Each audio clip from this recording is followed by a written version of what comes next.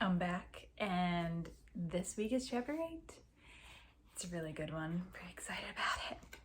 And I'm going to save my comments. I'm going to try to save my comments for the discussion on Saturday because I have a lot of them. So we're just going to dive right in, and here we go. Are you ready? Okay, so quick recap. Last time, because it was 2 weeks ago, Elizabeth is at Netherfield. She is sick, very sick. Well, she was sick, and last thing we knew was having a terrible nightmare. Terrible, like really scary. So that's the last thing we heard. Okay, here we go. Elizabeth sprang up from her bed, terrified, as a flash of lightning lit up the room, followed by a hair-raising crack of thunder. Her heart was beating rapidly, her chest heaving with quick, ragged breaths. Man, that's hard to say. She could feel sweat dripping down the sides of her face as her eyes frantically scanned the room.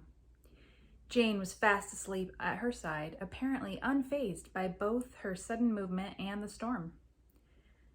Her pulse began to slow a little as she remembered where she was, and as she pushed the covers off and lay back on the pillow, she took a few deep breaths in an effort to calm herself down.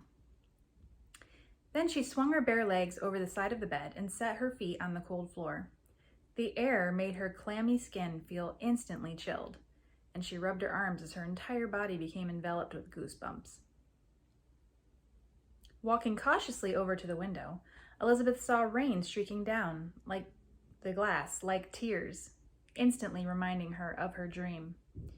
Shivering at the memory, she looked back toward the bed where her sister was sleeping peacefully, then took the candle from her bedside and slowly opened the door. The hallway was deserted. She had no idea what time it was, but she knew it was probably well after midnight. I really want to make a comment, but I'm not going to do it. This just reminds me of the Haunted Mansion from Disney World, this scene. Okay, that's it. I won't say anything else. She walked slowly, trying not to make the floorboards creak, thinking maybe she would find the library and at least read for a while. She descended the staircase and then realized she had no idea where the library was. Up ahead, a sliver of light at the end of the hallway stretched across the floor, and she moved slowly toward it. Stealthily, she put her face up to the crack in the door and peeked into the room. A large fire was the only source of light. The flames cast eerie shadows on the walls, which were lined from one side to the other with the spines of books in all shapes and sizes. 2 large armchairs stood guard at each end of the fireplace. In the one furthest from the door sat Mr. Bingley, in his billowy white shirt, knee-length breeches, and bare feet, reading a book by candlelight. Feeling as though she were invading his privacy, Elizabeth was about to leave when her hand accidentally pushed on the door slightly. It slowly opened, emitting an ironically prolonged creaking noise. She gasped. Horrified, she looked away from the door to find her host staring back at her from his chair, his eyes wide with surprise. "Oh!" she cried, dropping her candle. "Oh!" She fumbled around on her knees, trying to grab it before it lit the hallway on fire. Mr. Bingley rushed over and grabbed the candle in one swift movement, extinguishing the flame with his bare fingers. Elizabeth's mouth gaped open as she looked from his fingers to his face with incredulity. "Miss Elizabeth, do you need something? Should I call for Mrs. Hughes?" "Oh, no, I'm fine," she replied breathlessly. I couldn't sleep because of the storm, so I thought I would find a book to read."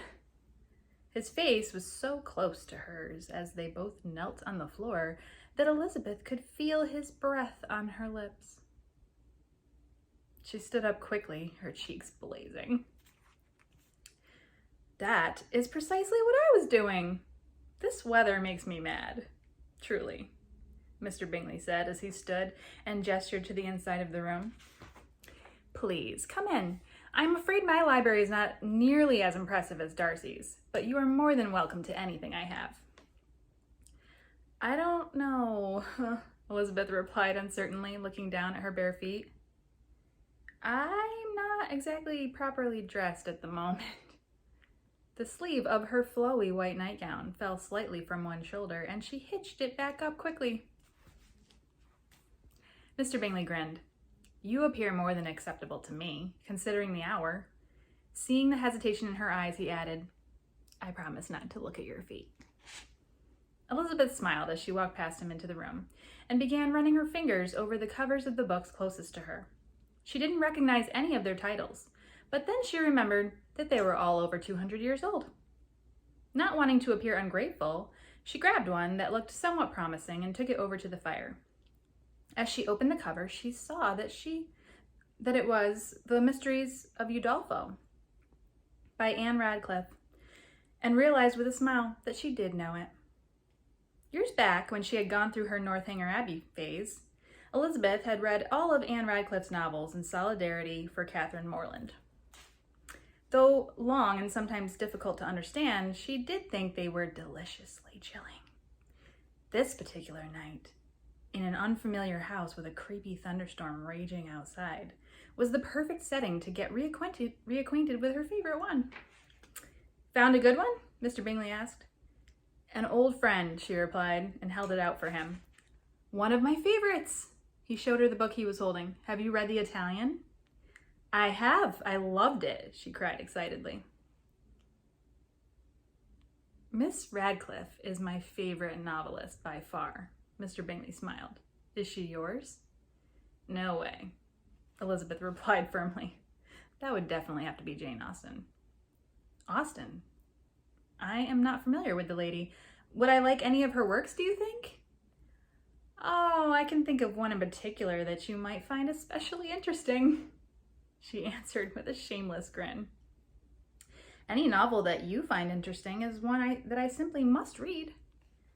You would definitely love it. It's the type of book that really draws you in, makes you feel like you're actually a part of the story. She raised an eyebrow at him. The best kind. What is it about?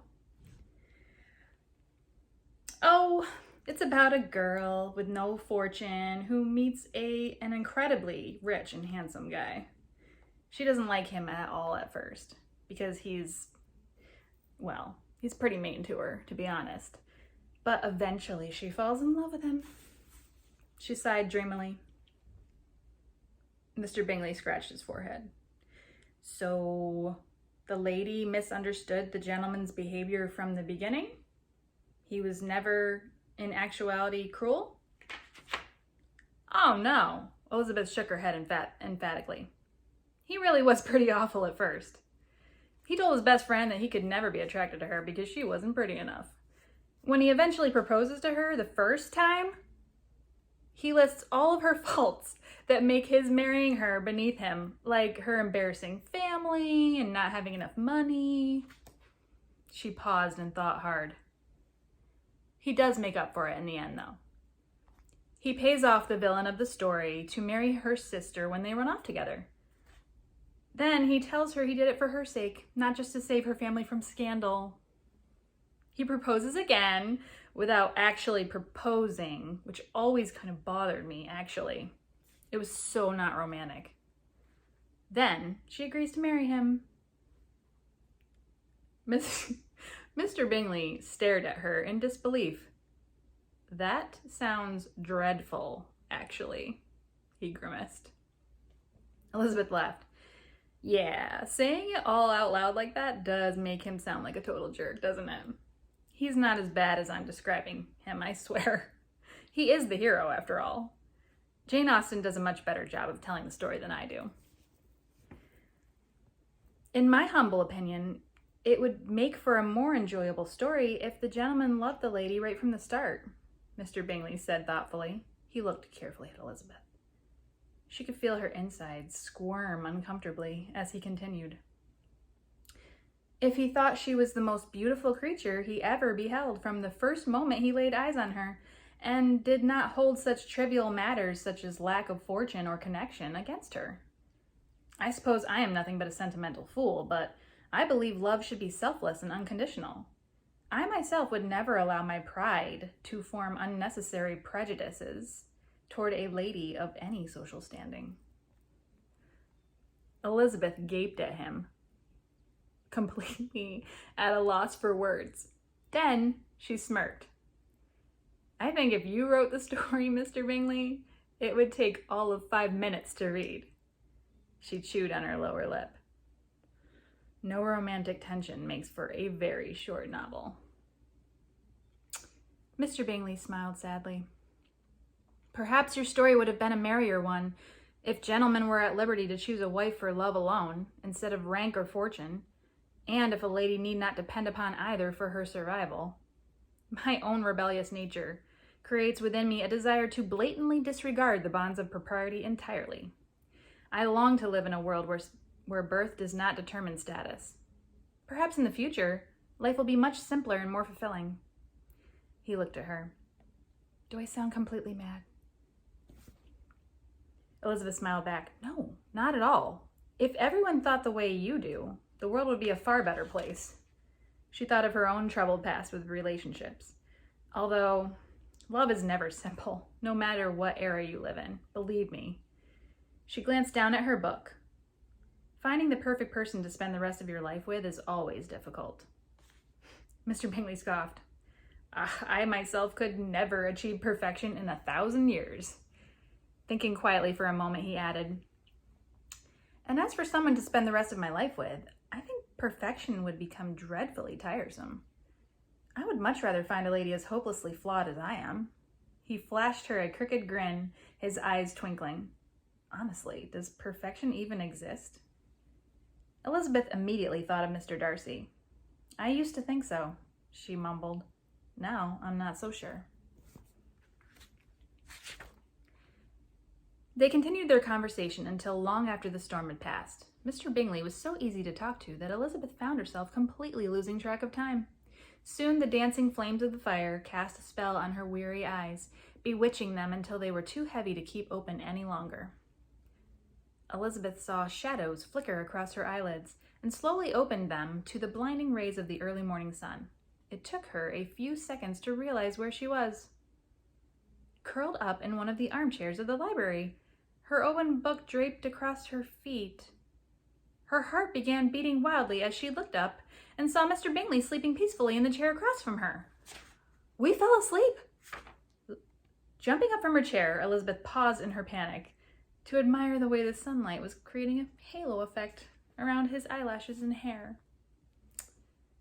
Then her stomach gave a great lurch as she realized what Jane would think if she woke up and she wasn't there. She tiptoed across the floor, holding her breath and expecting every moment for her floorboard to squeak and wake him up. When she made it to the door, she looked back. He was still sound asleep. Heaving a sigh of relief, Elizabeth ran down the corridor and up the staircase, pausing outside the bedroom door to listen for signs of movement. She heard nothing, so she gently pushed the door open. Jane was still sleeping, her eyelids fluttering as if she were in the middle of a dream. Elizabeth carefully got into bed and pulled the covers up to her chin. As she listened to her sister's steady breathing, she had just enough time to think to herself how cute Mr. Bingley looked when he slept before she felt her own heavy eyelids close once more. Elizabeth woke again to the sound of her sister's voice, calling her name. She opened her eyes and saw her sister standing over her, fully dressed and smiling. How are you feeling, Lizzie? She asked. Do you believe you are well enough to go to breakfast? She sat up quickly, hoping against hope her sister had no idea where she had been all night. In a slightly manic voice, she replied, Absolutely, and sprang from her bed with all the grace of a newborn giraffe. Elizabeth and Jane went down to breakfast late, and when they arrived at the dining room, they found everyone else already seated. The men rose from their chairs as they entered the room and bowed politely in their direction. Elizabeth and Mr. Bingley exchanged knowing grins before wiping them hastily from their faces. Caroline gave a haughty sniff upon seeing Elizabeth and Jane take their seats. In a voice dripping with sarcasm, she said, "How wonderful it is to see you up and about, Miss Elizabeth. You must be feeling well enough by now to return home, I should think. In your lengthy absence, your family must be missing Miss Bennet and yourself exceedingly." She paused to smirk at Mr. Darcy. "Would you like to have a carriage made ready for you? Or would you prefer to walk? The weather is most congenial today. Perhaps you only choose to ramble through the countryside when there is the greatest possibility that your hem will end up 6 inches deep in mud." She gave Elizabeth a triumphant sneer. Elizabeth took some bread and stabbed it forcefully with her knife. "Either one is fine by me, Caroline." She gritted her teeth as she sawed steadily through her roll. "I would run through a field of horse crap if it meant I could get away from you faster." Mr. Bingley, who had taken a sip of water, nearly spit it out and began to cough and sputter. Jane turned her head away from Caroline and covered her mouth with her hand, not quite hiding her grin. Only Mr. Darcy was managing to keep a straight face, although the corners of his mouth were twitching violently. Elizabeth felt her face flush. There may have been the slightest possibility that she had said that last part out loud. Whoops. She gave Caroline an apprehensive look, whose face was purple with rage, as she appeared to be holding her breath. Mr. Bingley slapped his thigh and smiled around the table at everyone. "Dash it all! I believe I promised a tour of Netherfield, did I not, Miss Elizabeth? Surely before you return home, you and Miss Bennet will humor me. We can make a morning of it. Darcy, you have no plans today. Am I correct?" "None at all," Mr. Darcy replied. "I would be honored to join you." His head swiveled in the direction of Elizabeth and Jane, both of whom smiled back eagerly. "Unfortunately, I do have plans, Charles. I'm afraid I will have to forego your little excursion," Caroline said, finding her voice. She cast an optimistic glance at Mr. Darcy. "I do hope you will not be too fatigued from your walk to join me for tea when our guests have gone, Mr. Darcy." Elizabeth rolled her eyes. Surely he could see through her pretentious act, couldn't he? Come on. It was impossible to tell from his expression what he might be thinking. She thought a tour of the grounds would be the perfect opportunity to find out, and spent the rest of the meal formulating a plan to get Mr. Bingley and Jane to go off on their own so she could be alone with Mr. Darcy. She had wasted far too much time already. It was time to get this show on the road and make him fall in love with her against his better judgment. They set out an hour later, after a tour of the interior of the house. The morning air was chilly after the night's storm, and Elizabeth shivered slightly as she buttoned her Spencer jacket. Mr. Bingley attempted to give her his coat, but Mr. Darcy beat him to it. "Miss Elizabeth, you appear cold. Please take my coat. We would not want you to become ill again," he said as he placed it around her shoulders. She thanked him and smiled gratefully. The path they were on was only wide enough for two. Mr. Darcy fell into step beside Elizabeth, leaving Jane and Mr. Bingley a few steps behind. Excellent. As they continued to walk in silence, Elizabeth could hear Mr. Bingley and Jane talking about books. She nearly laughed out loud when he asked if she had ever read anything by Jane Austen. She heard Jane mention that she wasn't particularly fond of reading in general, and their conversation hit a lull. Elizabeth diverted her attention to the man walking beside her. Mr. Darcy turned to look over his shoulder, and Elizabeth took the opportunity to covertly sneak a glance at him. He was an impressive figure, tall, broad-shouldered, and dreamy enough to put to shame any of the men she had ever known, at least while conscious. She couldn't believe her own good luck to be walking beside him. If my mother could see me now, she would forget all about wanting Colin Firth as her son-in-law. "I am glad you are recovered from your illness, Miss Elizabeth," he ventured suddenly, causing her to jump as she snapped out of her reverie. "We were all very concerned. I know your sister was especially worried for you." "Oh, yes, well, thank you," she spluttered. "She couldn't have been a better nurse to me. I am so grateful for her. Yes, she seems to be very devoted to you. An excellent quality in a sister, to be sure, he said, as he glanced warmly back at Jane. Elizabeth followed his eye line, noticing that Jane was now wearing Mr. Bingley's coat around her shoulders. She watched her laugh at something he said, his dimples dancing on his cheeks as he grinned back at her. Turning reluctantly away, she glanced back at Mr. Darcy and noticed that his furrowed brow matched her own. He broke his gaze long enough to look back at her, and their mouths curved upward unconvincingly as they resumed walking. "How is your sister, Georgiana, Mr. Darcy?" "She must miss you terribly when you are apart." "You are acquainted with my sister?" He raised his eyebrows. "Oh," Elizabeth cried, thinking fast. No, not really. I mean, I feel like I know her from everything I've read. Heard about her." She saw his quizzical expression and added, "From Caroline." "Ah, yes, Miss Bingley," Mr. Darcy muttered. "She's quite loquacious, is she not?" "I apologize for the way she has spoken to you. More often than not, she seems to have her own best interests at heart, with little or no regard for the feelings of others." "That's an accurate way to describe her," Elizabeth scoffed. "So he does see right through her." "She certainly has a thing for you, doesn't she?" "More my estate and my fortune than myself, I should think," he contradicted her. "Not exactly what you are looking for in a potential life partner, then?" Elizabeth asked, her heart beating a little faster. "No, not entirely."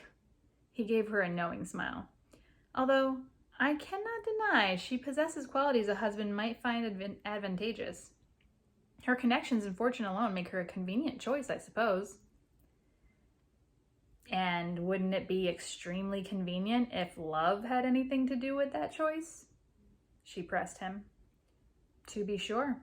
Love will always be of the utmost importance to me." He threw another glance over his shoulder. Elizabeth studied him for a moment, then continued with, "More important than, say, connections or fortune?" Mr. Darcy stopped walking and turned to face her, his expression grave. "Unfortunately, the world we are living in demands that connections and fortune come before love. We are all slaves to society." He gazed at her meaningfully and then sighed. "You appear fatigued. May I offer you my arm, Miss Elizabeth?" he asked, extending his elbow. She acknowledged him with a bashful nod and placed her hand on his bicep, then spun her head away quickly so he couldn't see her jaw drop. Several feet behind them, both Jane and Mr. Bingley had stopped talking and were now watching Elizabeth and Mr. Darcy closely. Elizabeth's mind was spinning with more thoughts than she could currently handle. She knew that what Mr. Darcy said about marriage was more empty words than anything else. He inevitably ended up with Elizabeth Bennet, despite the walls society placed between them. Did that look he had given her mean that he wished those walls didn't exist, so he could be with her? It had to, didn't it? Did she even want it to mean that? They came to a curve in the path, and she squinted at her sister and Mr. Bingley, who had resumed walking and were deep in conversation. It was what she wanted, wasn't it? For Jane to be with Mr. Bingley? Elizabeth thought so, and yet, as she watched them laughing together, she wasn't so sure. Her insides ached with confusion and quite possibly a tinge of jealousy, which was absolutely ridiculous. Here she was on the arm of the man she had dreamed of since she was 13, the man she had compared every boyfriend to, the reason none of them were ever good enough. How was it possible, then, that she suddenly wished it was her hand on Mr. Bingley's arm instead of Jane's? Elizabeth heard someone call her name and realized that they were no longer walking. She looked at Mr. Darcy, who was eyeing her uneasily. "Are you feeling ill, Miss Elizabeth? Shall we turn back?" "Shall?" Elizabeth felt surprised by his concern. Mr. Darcy was wringing his hands restlessly, as if he were contemplating scooping her up and carrying her back to the house. No, I'm fine, she reassured him, thinking she must look pretty terrible for him to react that way. She saw the worry lines on his forehead and added, honestly.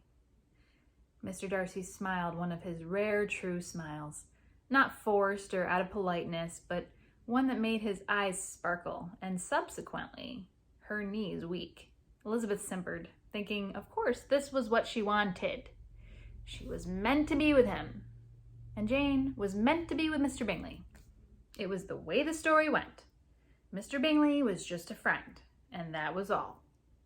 She glanced back at him over Mr. Darcy's shoulder and sighed. She would just have to check that annoying little flutter of sensation she felt whenever Mr. Bingley was around her, or whenever he spoke to her with that dreamy British accent, or whenever he flashed his dimples in her general direction with that adorable crooked grin of his. Elizabeth looked down at the ground and grimaced. Oh boy. Next up is chapter 9.